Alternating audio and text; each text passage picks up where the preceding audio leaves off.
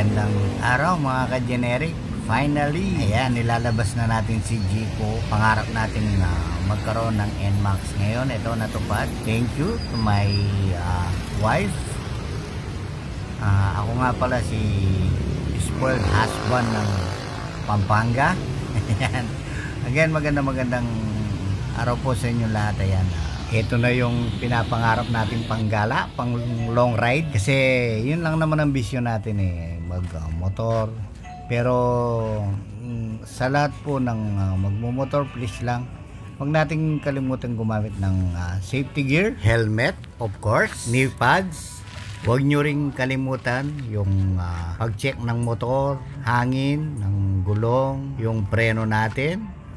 Siguraduhin nating safe tayo sa daan. Yung coolant importante para hindi mag-overheat yung ating motor. At yung pinaka-importante, syempre, gasolina. Pinili ko na rin kasi ito ay keyless para di na ako magdadala ng susi palagi. Safe naman kasi yung keyless kasi may alarm naman yan pag nakalimutan mo nakabukas. Ganda kasi nitong NMAX. Medyo mataas yung manibela, medyo malayo rin sa tummy. Ito yung right switch, andito yung starter switch, hazard switch, at yung kill switch. Tapos punta naman tayo dito sa left switch. Nandito yung dim and bright light, signal light switch, turn left and right, tsaka yung buzzer o yung horn. Tapos nandito yung selector switch para sa panel. Meron na siyang blue core, tapos Y connect, tapos isa siyang BBA, variable valve actuation.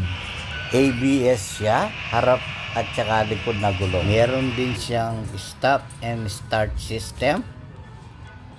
Tapos sa baba nito makikita mo yung Yamaha emblem. Meron na rin siyang kill switch sa side stand para safety.